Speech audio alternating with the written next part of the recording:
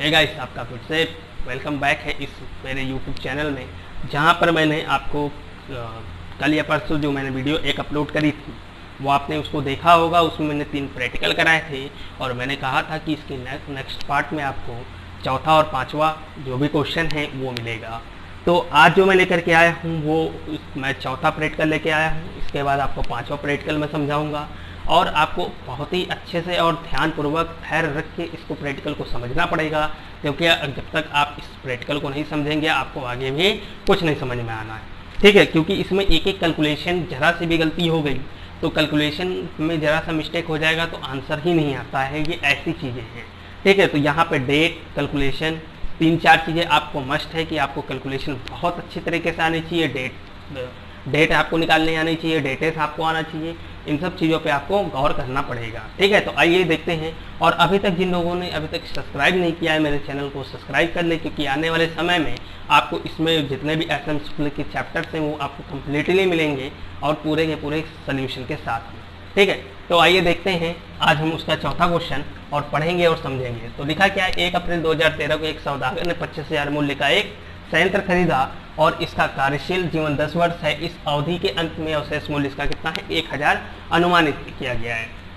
1 अप्रैल 2014 तथा 1 अक्टूबर 2015 को क्रमशः 4,000 अवशेष मूल्य 200 रुपये तथा 2,000 रुपये 100 अवशेष मूल्य के पुर्जे जोड़े गए। इस पर ह्रास की दर 10% प्रति वर्ष है और स्थायी प्रभाव पद्धति से ह्रास लगाया जाता है। 3 वर्षों का मशीन में खाता है तैयार कीजिए। तो फ्रेंड्स, इसमें आपको बहुत ज़्यादा कुछ स्टेप नहीं है, बस आपको इजीली तौर से देखना है और समझना है कि किस तरह से आपको करना होगा।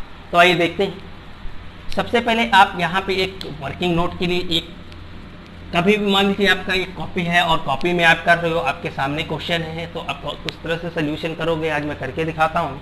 आप एक वर्किंग नोट के लिए एक यहाँ लंबी सी एक लाइन खींचिए और इतने में ही वर्किंग नोट करिए। ठीक है, वर्किंग नोट में आप देखिए क्या क्या चीज़ें दे रखी हैं। तो सबसे पहले आप देखेंगे कि यहाँ पे एक सौदागर 25,000 मूल्य का एक संयंत्र खरीद रहा है और उसका यानी कि एक मशीन की जो है, मशीन की जो कॉस्ट वैल्यू है यानी कि कॉस्ट ऑफ एसेट्स जो है वो कितनी दे रखी है, 25,000 दे रखी है। और उसके बाद आप देखेंगे यहाँ पे उसकी स्क्रैप वैल्यू कितना है, 1,000 है। तो इससे पहले मैंने एक फार्मूला बताया था आपको डेप्रिसिएशन निकालने का। तो डेप्रिसिएशन था क्या, cost of assets minus scrap value upon estimated of life. तो मैंने ये आपको एक फार्मूला बताया था इसके पहले वाले पार्ट फर्स्ट में, और वही फार्मूले का यूज करके हम इसकी मशीनरी नंबर 1 की हम क्या करेंगे, डेप्रिसिएशन निकालेंगे। तो हम 25,000 से क्या करेंगे, 1,000 माइनस कर देंगे और यहाँ पे एस्टिमेटेड ऑफ लाइफ 10 रख देंगे। तो हमारे पास यहाँ आपने देखा 24,000 बचा और इस 10 से भाग देंगे तो हमारा क्या बचेगा, 2,400 रुपये यहाँ पे आ गया डेप्रिसिएशन। अब देखिए ये 1 अप्रैल से लेकर के 31 मार्च तक की डेट में है।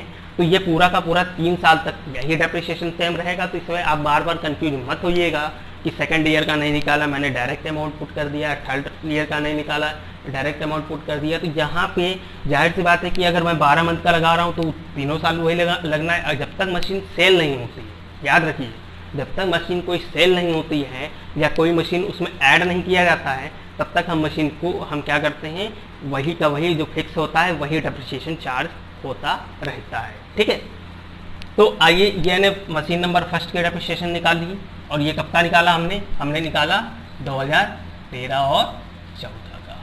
ठीक है, तो आइए यहाँ पे हम क्या करेंगे, मशीनरी अकाउंट में सबसे पहले हमने बनाया क्या, डेट, पर्टिकुलर, अमाउंट, फिर डेट, फिर पर्टिकुलर और फिर अमाउंट। तो सबसे पहले हमने यहाँ क्या किया कि 2013 में 1 अप्रैल को हमने यहाँ पे टू बैंक यानी कि हमारे पास जो पहली मशीन आई थी वो कब आई थी, 1 अप्रैल 2000 तो यहाँ पर 25,000 लिखा। और यहाँ पे हमने क्या लिखा, 31 मार्च, लेकिन कब, 2014 31 मार्च। और यहाँ पे हमने क्या किया, पहला डेप्रिसिएशन आपको करके दिखाया, हमने लगाया वहाँ पे, तो हमारे पास कितना आया है, 2400 रुपये। यानी कि आपने देखा कि इसका पहली लाइन पे कितना आ गया, 2400 रुपये आ गया डेप्रिसिएशन। अब यहाँ पे क्या करिए, 31 मार्च को फिर से बैलेंस निकाल लीजिए बाय बैलेंस शीट। तो आपके सामने कितना बचेगा, 22,600 रुपये इसका अमाउंट बचेगा, और यहाँ कितना हो जाएगा आपका 25।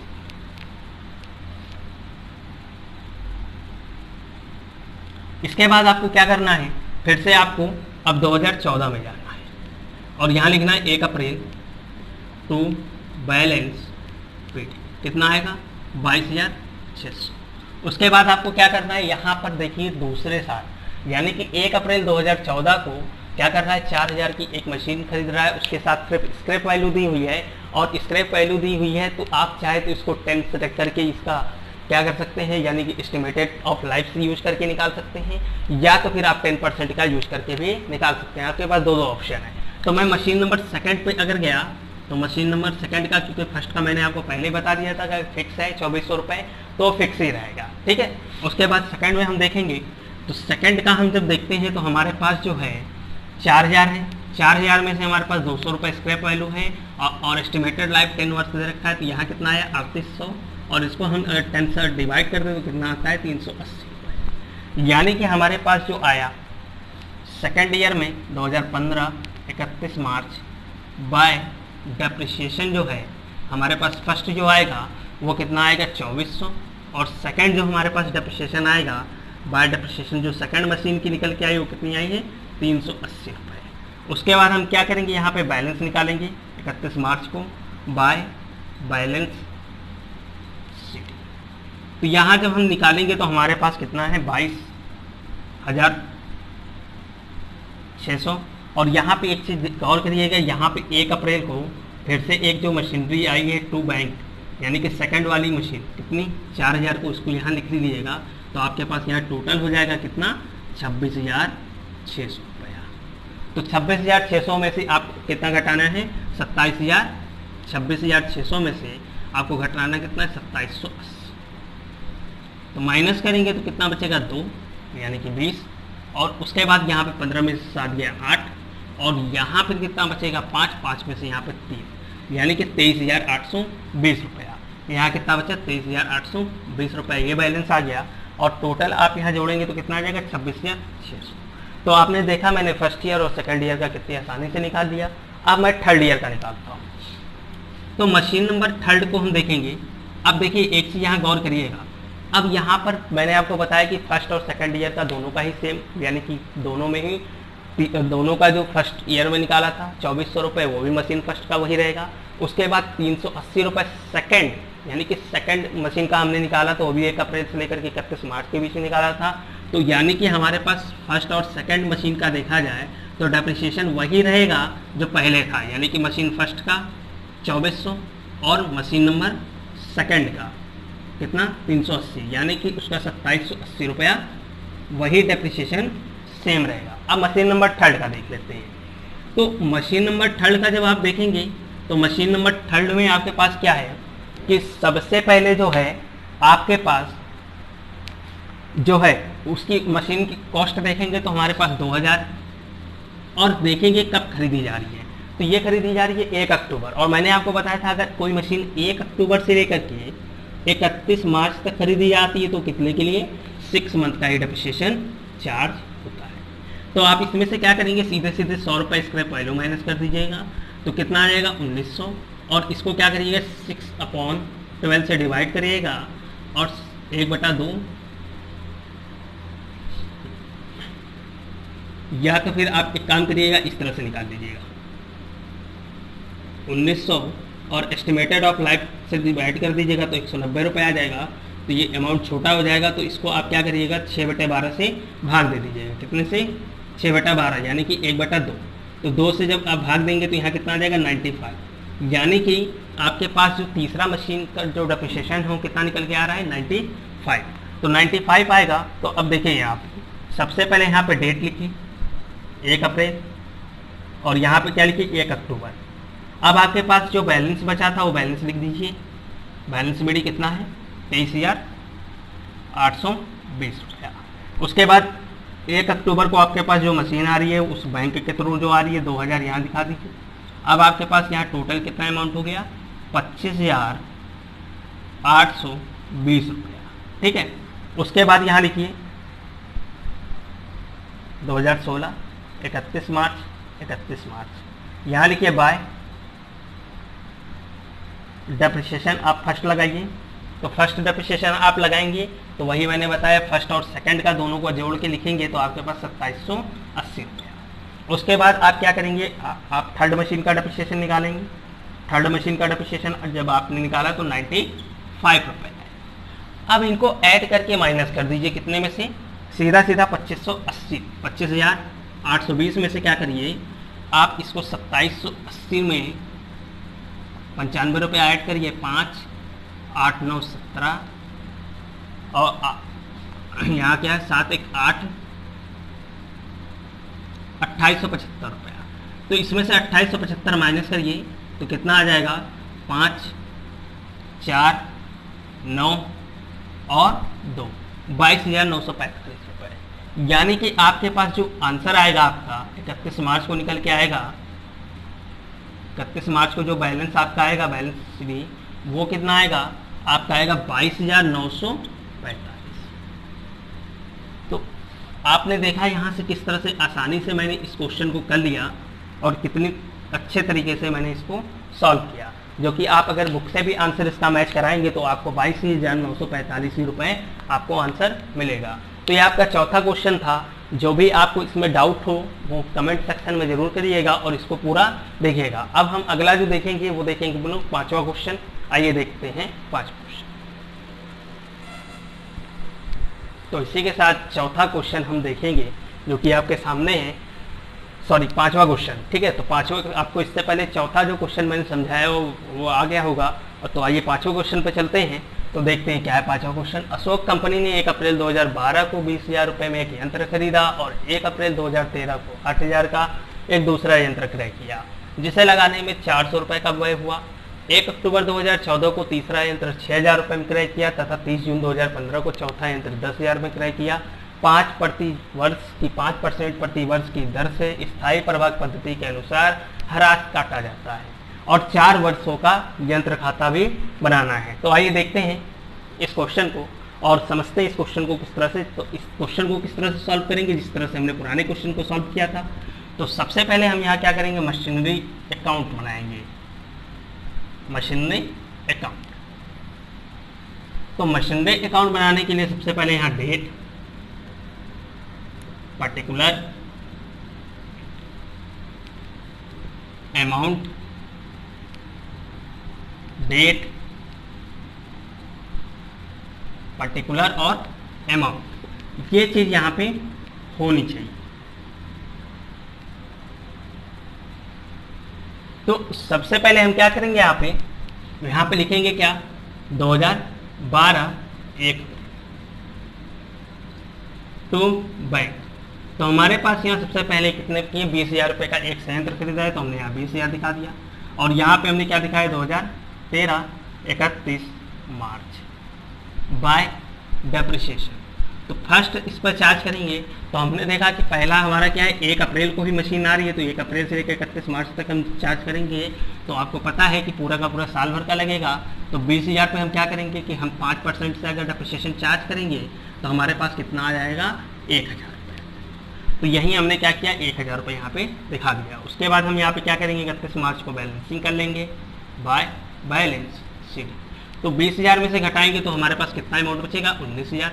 तो टोटल हमारे पास कितना हो गया, 20,000। उसके बाद हम आगे बढ़ेंगे तो 2013 1 अप्रैल टू बैलेंस शीट। तो हमने क्या किया, 19,000 यहाँ पे उतारा। और अब यहाँ पे देखिए एक चीज, तो यहाँ पे दूसरा यंत्र किया गया है कब, 1 अप्रैल 2013 को 8,000 में और 400 रुपये व्यय हुआ है। तो ये हमारा 2012 से लेकर 13, अब 2013 से लेकर के 14 तक जो मशीन आ रही है उस मशीन नंबर सेकंड को देखिए। तो इसमें हम क्या है, 8,000 की मशीन तो खरीद रहे हैं प्लस 400 रुपये एक्सपेंसेस कर रहे हैं, क्या, स्टेबल एक्सपेंसेस। तो उस स्टेबल एक्सपेंसेस को हम ऐड कर देंगे तो हमारे पास कितना आ जाएगा, 8400 रुपये आ जाएगा। तो तो 8400 रुपये है, और मैं आपको बता चुका हूँ कि फिक्स है, तो यानी कि सेकंड ईयर में आपको जरूरत नहीं लगाने की फर्स्ट वाली मशीन पे, तो ये 1000 है वो सेकंड ईयर में भी वही रहेगी। ठीक है, तो यहाँ कितना है 8400, 8400 पे आप 5% डेप्रिसिएशन चार्ज कर दीजिए, तो आप देखेंगे 5 को 20 का 0 हासिल 2, 5 55 40 और 2 42, यानी कि 420 रुपये डेप्रिसिएशन आपका क्या आया, सेकंड ईयर का, सेकंड मशीन का आया। ठीक है, तो अब यहाँ पे सबसे पहले यहाँ लिखिए का भाई 1 अप्रैल को ये भी आ रही है, तो यहाँ पे लिखिए टू बैंक और कितना 8400। उसके बाद यहाँ पे लिखाइए 2014 31 मार्च बाय डेप्रिसिएशन फर्स्ट, तो फर्स्ट कितना आएगा 1000 आएगा, और 31 मार्च को बाय डेप्रिसिएशन सेकंड जो कितना आएगा आपका, सेकंड आएगा 420। तो आपने देखा यहाँ पे कि 420, और अब आपको क्या करना है यहाँ पे 31 मार्च को यहाँ पे आपको बाय बैलेंस निकाल लेना है। तो देखिए आपके पास कितना है, टोटल कितना अमाउंट है, आपने देखा कि 19,000 और 8, 19 और 8 27,400, यानी कि आपके पास टोटल कितना है 27,400 रुपये का अमाउंट है। इस 27,400 में से आपको क्या करना है, इतना अमाउंट माइनस करना है, कितना 1420 रुपये।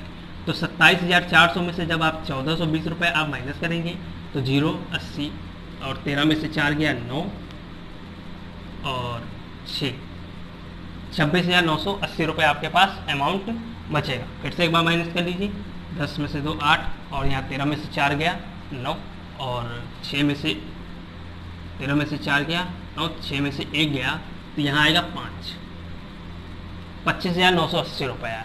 ठीक है, तो आपके पास यहाँ कितना बचेगा 25,980 रुपये, तो आपका बैलेंस आएगा 25,980 रुपये। ठीक, उसके बाद आप थर्ड ईयर में आइए, 2014 1 अप्रैल को, तो बैलेंस आपके पास कितना है 25,980 रुपया। सीधा सीधा बैलेंस उतार दीजिए, क्योंकि यहाँ पे कोई मशीन बेची नहीं जाएगी और ना ही खरीदी जा रही है, तो सीधे सीधे आप बैलेंस यहाँ उतार देंगे। तो इस बैलेंस में आप देखेंगे कि फर्स्ट और सेकंड मशीन की वैल्यू जुड़ी हुई है। तो आप देखिए आप थर्ड मशीन कब आ रही है, 30 जून को आ रही है।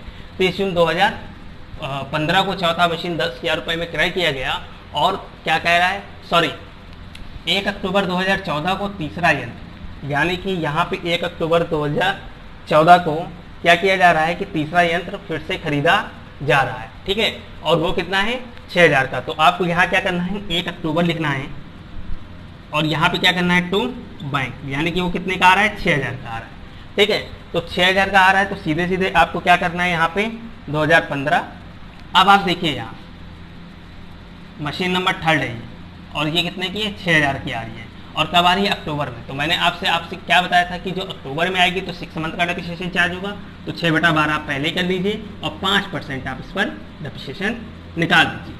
ठीक है, तो 1/2, और यहाँ कितना आएगा 30, 3 × 5 = 15, यानी कि आपने देखा यहाँ कितना आया 150 रुपये सीधा सीधा डेप्रिसिएशन आपके सामने आ गया। ठीक है, तो आप देखिए यहाँ पे सीधा सीधा हमने 2 0 से 2 0 काटा, 1/2 किया यहाँ पे। ठीक है, और 2 बचा, तो यहाँ 60, 60 को 2 से मैंने काटा, 30, 30 बचे, यानी कि 150 रुपये आपका यहाँ पे आ गया। ठीक है, थर्ड मशीन का। तो आप देखिए यहाँ पर जो है आपका सीधे सीधे जो फर्स्ट ईयर और सेकंड ईयर का डेप्रिसिएशन होगा 31 मार्च का, वो डेप्रिसिएशन सीधा सीधा आपका डेप्रिसिएशन जो है फर्स्ट प्लस सेकंड मशीन का जो है 1420 रुपये था। ठीक है, उसके बाद आपने जब थर्ड मशीन खरीदी तो उसका डेप्रिसिएशन जो है वो कितना निकला 150 रुपये निकला। ठीक, तो आप यहाँ देख रहे हैं कि 14 और 150, तो ठीक है 1420 और 150 प्लस कर दीजिए, तो 7 5 1570 रुपये आएगा।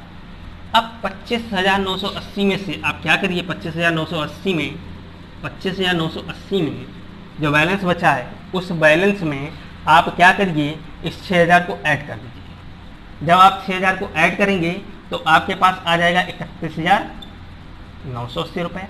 ठीक है, और आपका बैलेंस भी यहाँ पे क्या आ जाएगा, जो बैलेंस बचेगा उस बैलेंस को आप दिखा दीजिए। ठीक है, तो आइए देखते हैं कितना है। तो 25,980 में 6,000 ऐड किया आपने तो 31,980 रुपये आया। 31,980 में से आप कितना माइनस करिए 1,570 रुपये आया। तो आप देखेंगे यहाँ 10 बचा, और यहाँ 9 में से 5 गया 4 बचा, और यहाँ कितना है 0 और यहाँ 30,410 रुपये आपका बैलेंस आया। तो आप इसको यहाँ पे लिख दीजिए 30,410, ठीक है, और टोटल यहाँ 31,980 रुपये दिखा दीजिए। अब आप यहाँ पे 4th ईयर का डेप्रिसिएशन लगाइए जो कि 2015 से लेकर के 2000 कब तक है 16 तक है। तो यहाँ पे लिखिए 1 अप्रैल। अब आपके पास 1 अप्रैल की वैल्यू दे रखी है, तो बैलेंस फिर से आप वही बैलेंस उठा लीजिए, कितना है 30,410 रुपये। उसके बाद आप इस पर क्या करिए, आप चाहे तो सीधा सीधा पूरा का पूरा डेप्रिसिएशन लगा दीजिए, कोई इफेक्ट नहीं पड़ता, मशीन बेची भी नहीं जा रही है ना खरीदी जा रही है। तो आप यहाँ देखेंगे 30,410 है, तो आप क्या करिए इस पर एक, लेकिन यहाँ पे एक और चीज़ देखने वाली बात है कि यहाँ पर एक मशीन कब आपकी आ रही है 30 जून 2015 को। तो आप यहाँ दिखा दीजिए 30 जून 2015 तो बैंक, तो यहाँ पे 30,000 कितने की आ रही है 10,000 की आ रही है, तो आप यहाँ 10,000 दिखाइए। और यहाँ पे आप यहाँ पर क्या करिए कि 31 मार्च को डेप्रिसिएशन चार्ज करिए bye depreciation first plus second. और यहाँ पे एक चीज़ और करिएगा, यहाँ पे थर्ड मशीन है कितने की 6,000 की, ठीक है। तो 6,000 की जो है, इस 6,000 में से 150 माइनस करेंगे तो कितना बचेगा 5,850 रुपया, ठीक है। अब इस पे 5% पूरा का पूरा डेप्रिसिएशन निकाल दीजिए, कब का 2015 का, ठीक। 5 कम 5 5 दूनी 10, तो 2 से इसको काटेंगे तो 2 दूनी 4, और यहाँ कितना आया दोनों में 18, 2 दूनी 4, उसके बाद 2 पंचे 10, कितना आ गया आपका 292 रुपया 50 पैसा। यानी कि आपके पास जो डेप्रिसिएशन आएगा 292 रुपया 50 पैसा। उसके बाद आप क्या करिए, ये आपका थर्ड ईयर का पूरे साल भर का डेप्रिसिएशन निकला, ठीक है। तो फर्स्ट और सेकंड और प्लस थर्ड, ठीक। तो थर्ड ईयर का ये जो डेप्रिसिएशन आपके पास आया, सॉरी यहाँ मिस्टेक हो गई, ये मैंने डिसमिसिंग बैलेंस मेथड रख दिया, ठीक है। फिर से देख लीजिए एक बार, 6,000 है, 6,000 पे सीधा सीधा 5% आप निकाल, तो 6 पंचे 30, कितना आ गया 300 रुपया, ठीक है। तो आप यहाँ पे यानी कि 1420 प्लस 300 ऐड करेंगे तो कितना आ जाएगा आपका 1720 रुपया डेप्रिसिएशन आया। अब आप 10,000 पे क्या करेंगे, जून से है तो अब इसको आप जुलाई से ही मान लीजिए, क्योंकि 30 जून तक की पूरी डेट ओवर हो चुकी है, तो हम जुलाई में ले आएंगे। तो जब जुलाई में ले आएंगे तो मशीन की वैल्यू क्या होगी, मशीन की वैल्यू जो 10,000 है, इस 10,000 को सीधे सीधे 9/12 और 5% के रेट से निकाल दीजिए। तो अब जब 5% के रेट से निकालेंगे 3 4, ठीक है, 3 से डिवाइड करेंगे, 3 3 का 9, 3 चौको 12, 2 जीरो से 2 जीरो हटा दीजिए। आपके पास अब क्या बचा है, यहाँ बचा 500, और यहाँ अगर मल्टीप्लाई करेंगे तो 500 आएगा, और 500 को अगर आप डिवाइड करेंगे तो 4 दूनी 8, और उसके बाद यहाँ गया 10, तो 4 दूनी 8, ठीक है, 4 एक कम 4, यहाँ 1 आएगा। उसके बाद यहाँ पे क्या बचा, 1 बचा, तो यहाँ पे अगर बचा 10 हो जाएगा तो 4 दूनी 8, ठीक है, और यहाँ पे क्या बचा 2, तो यहाँ 20 हो जाएगा, 4 पंचे 20, तो आपके पास अमाउंट 125 रुपये आ गया, ठीक है। तो आपके पास जो डेप्रिसिएशन निकल के आया 125 रुपया, ठीक। तो 125 रुपये को क्या करना है आपको, इस सीधे सीधे फिर से एक बार देख लीजिए, 10,000 है, तो 10,000 से हमने क्या किया था 2 जीरो का काट दिया था, इसको 9 से हमने डिवाइड किया, तो यहाँ आया 3 और यहाँ आया 4, और उसके बाद हमने सीधे से 100 से मल्टीप्लाई किया 125। उसके बाद 125 का आपको क्या करना है, 3 रुपये से 3 से मल्टीप्लाई कर लेना है, तो आपके पास 375 रुपया क्या आ जाएगा, डेप्रिसिएशन के वैल्यू आ जाएगी 10,000, ठीक है। तो अब ये आपके पास 4th डेप्रिसिएशन हो गया, कब का 31 मार्च का।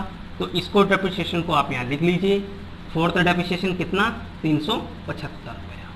उसके बाद अब यहाँ पे आप टोटल करिए तो आपके पास आएगा 40,410, 40,410। अब इसको क्या करिए, अब 1720 है और 375 है, इसको ऐड करिए तो 5 9 और 0 और 1, 2,095 रुपया। अब आपके सामने सीधे सीधे है कितना 40,410 रुपया, और इसमें से आपको माइनस करना है कितना 2095। तो यहाँ 5, उसके बाद 11 में से अगर हम माइनस करेंगे कितने को, 9 में से, तो यहाँ बचेगा 2। उसके बाद यहाँ कितना है 3, तो 3 यहाँ उतार दीजिए, और यहाँ कितना है 10 में से 2 गया 8, तो आपका आंसर आ जाएगा 38,325 रुपये। यानी कि आपका आंसर आया 38,325। आप यहाँ तक आपको समझ में आ गया होगा, और आप बुक में भी देख सकते हैं कि कितना आंसर है। तो आपको आंसर यहाँ आ रहा है 38,315, यानी कि कहीं माइनस में ही मिस्टेक है। तो माइनस में देख लेते हैं कहाँ मिस्टेक है। हाँ, यहाँ पे देखिए, यहाँ 1 आएगा आपका, यानी कि कितना आंसर हो गया 38,315 रुपये। तो फ्रेंड्स, मैं उम्मीद करता हूँ कि ये जो क्वेश्चन है आपको समझ में आया होगा बहुत बारीकी से। इसमें बहुत इंपॉर्टेंट है कैलकुलेशंस को देखना। कैलकुलेशन को देखिए, रीड करिए, जहाँ नहीं समझ में आएगा वहाँ फिर से पूछेगा। आपको मैंने यहाँ पर आज जो है इस वीडियो में मैंने आपको चौथा और 5वां क्वेश्चन को मैंने बता दिया। अब इसके आगे मैं आपको जो लेके आऊँगा उसमें 6ठा, 7वां और 8वां भी पार्ट 3 में आपको मिलेगा। तो इसको पूरा देखिएगा, और जो भी ना समझ में आए उसको कमेंट सेक्शन में कमेंट करके जरूर पूछिएगा। Thanks for watching.